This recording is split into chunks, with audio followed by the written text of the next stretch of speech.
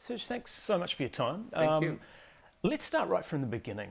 Yeah. When, as a young man, were you informed about the Armenian Genocide? Is it something your family told you about when you were a child? When did you learn about it? All my grandparents were survivors of the genocide from both sides. And my grandfather, from an early age, both my grandfather and my grandmother from my mom's side, who I knew better, would talk about their family and the things that occurred, not in specific detail or gruesome detail, of course, and at times wouldn't be able to talk about it out of the pain that they suffered. But, you know, it's my closest link to a family tree that has been cut off at a certain point because I don't know who my other relatives were after a certain point. And so it was those personal stories of what happened to my grandfather's own family, my grandmother's family, that got me to, you know, understand about the Armenian Genocide. And then years later, obviously, research and, you know, a lot of reading. But yeah. When did you decide, hey, I can use this in my art? I can actually inform people about this horrible crime that happened all those years ago. When did that come into your life? The growing up in the U.S., growing up in Los Angeles, and the hypocrisy of the, if you don't want to use the word denial, then not necessarily the acceptance of the Armenian Genocide by the U.S. government, except for Ronald Reagan, actually, who was, you know, he used the word genocide while being president, and Congress did pass a genocide resolution twice in the 70s and 80s. But growing up, having, you know, to deal with the hypocrisy of, you know, not using the word genocide in a you know, well-known quote-unquote democracy, made me go, how many other truths are there out there that are not being recognized for political gain or capital? And that opened my whole world up to, you know, politics, not in terms of running for politics, but being more socially aware, and getting into other things. But it's something that I've always, it basically activated me. It made me an activist for life. But I've always, politics and social causes have always been part of my influence, musically, lyrically. And yes, I've written some good love songs as well. I don't think you should stick to one, you know, topic in terms of music or lyrically. But I think causes that are just have a certain pull on me that make me want to fight for what's right, for justice, yeah. Your band played its first ever gig in Armenia, you know, 100 years on from when the genocide began. What was that like? It was honestly incredible, very difficult to explain in words. It was kind of like the apex of our performance career as a band. System of a Down's been around for over 20 years now. And, you know, to be able to go on the centennial of the 100th anniversary of the 100th centennial, I should say, of the Armenian Genocide, in April of 2015 and play in Armenia, in Republic Square to 50, 60,000 people there and be able to transmit that around the world as part of our message for awareness of the genocide was one of, you know, it was as if the band was created at least for one reason, to accomplish that. It was like one of the end goals of our creation as a band.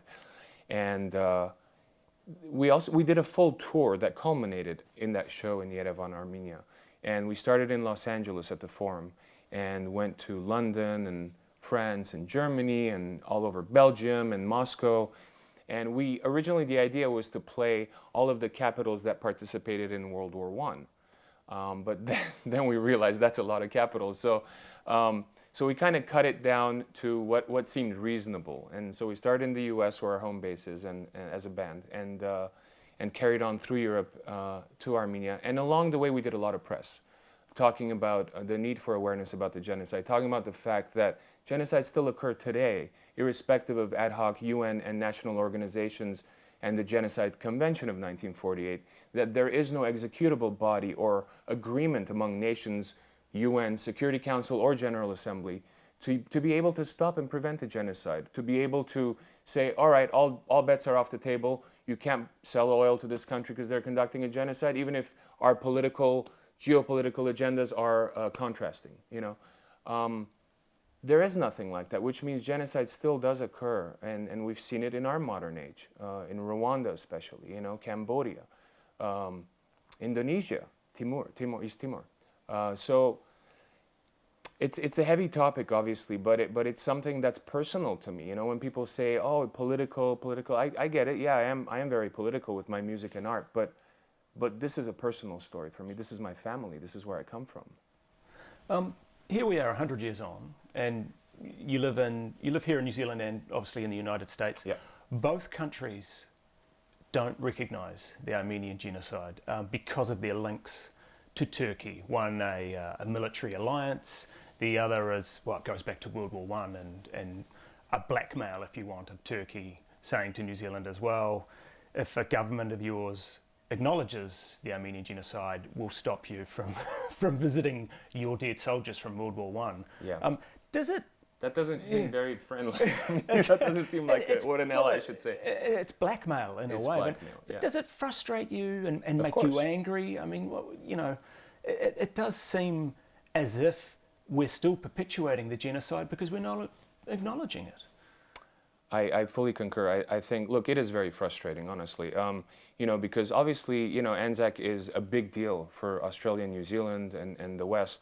And, you know, the 25th of April, 2015 marks the landing, you know, in Gallipoli. But it's a day after the genocide started. And the Young Turk government, the Etihad government, on finding out about the landings, they perpetuated their plans to be away with the Armenians. They also used the attacks on Gallipoli as an excuse to move Armenians from locations near the border to elsewhere. Basically, the pogroms that we know of, the death marches that we know of, started as an excuse to move people away from battle zones.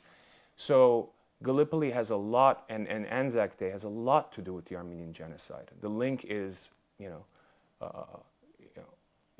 you can't unlink them. It's impossible. Yeah. And yet in 2015, there's been a lot of films made, a lot of TV shows, documentaries, and it's all about the Anzacs and Turkey. But the Armenian genocide is just sort of swept under the carpet. Russell Crowe's film, for example. The Water Diviner, yeah. Yeah, it's forgotten about, or at least ignored. What are your thoughts on that? Well, luckily the Armenian genocide is not forgotten about. In April of 2015, it was top news in the world with Armenians, Pontiac Greeks, and Assyrians kind of raising their voices around the world, saying that 100 years ago we were, you know, killed by the Ottoman Turks, and you know, they tried to wipe us out, and that was the plan, a systematic extermination where 1.5 million Armenians died, and many Greeks and Assyrians, and you know, the majority of the world has recognized the Armenian genocide.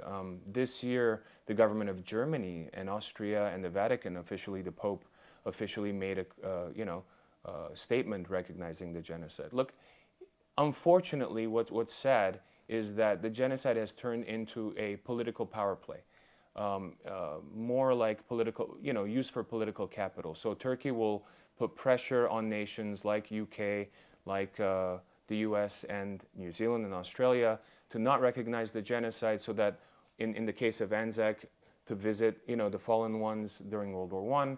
In the case of the US, buying Apache military helicopters, there's a lot of billions of trade going on in terms of weaponry there. But more than that, it's also NATO, as we can see this week with, you know, the Russian jet that they took down, which was a horrible move. But put that to the side. Yeah, you know, Russell Crowe's Water Diviner was very disappointing, I gotta say, because I actually love Russell, and I know Ridley Scott. I've met him. I've had lunch with him,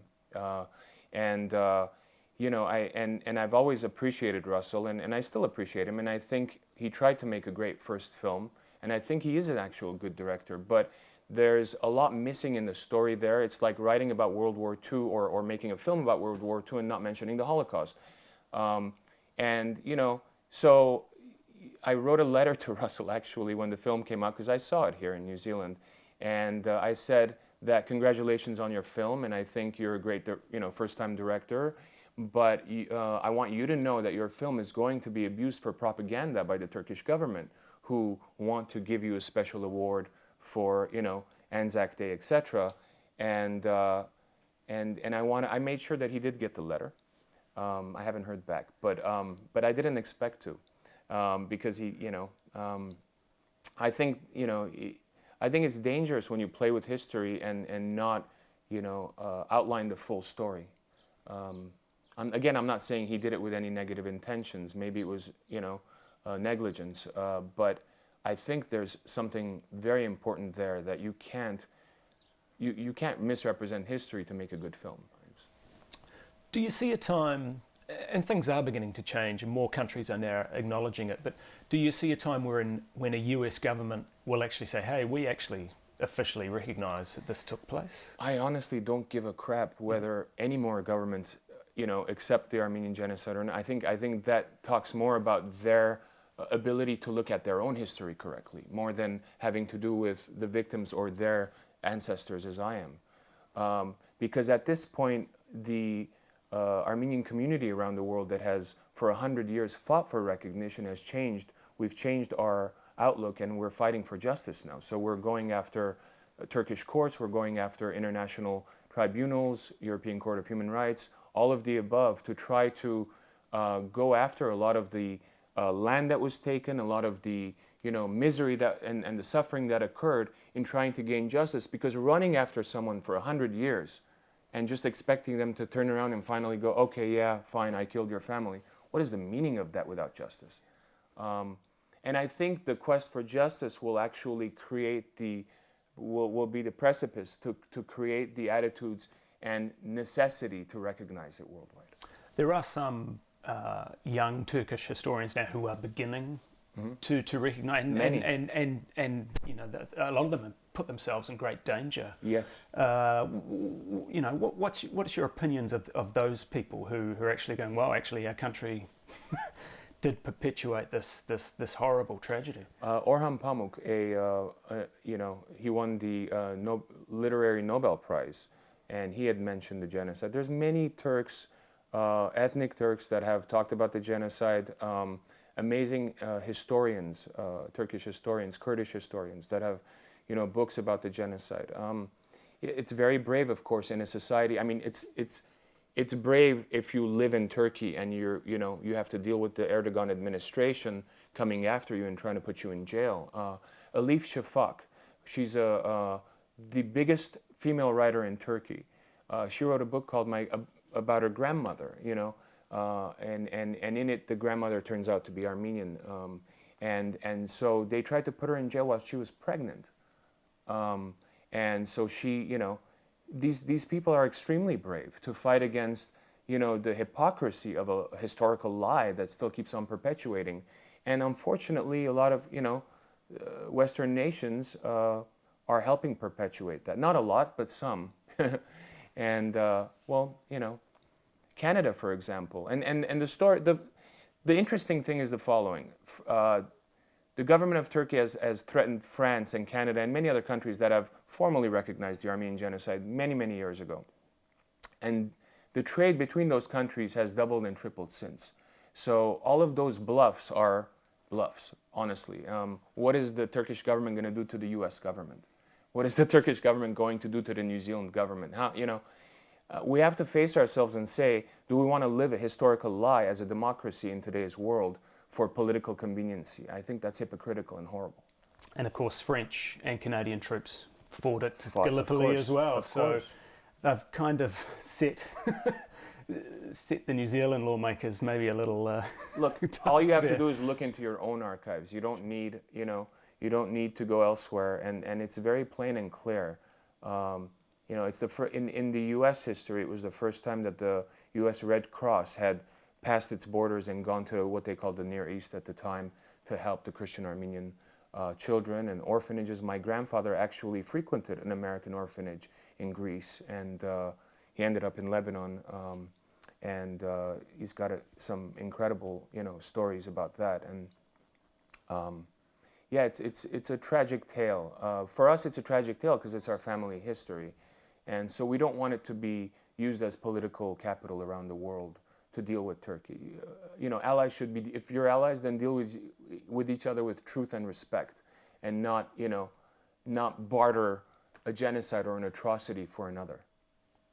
I think that's a nice way to end it. Thank you so much. Yeah, yeah. Thank you. Absolutely.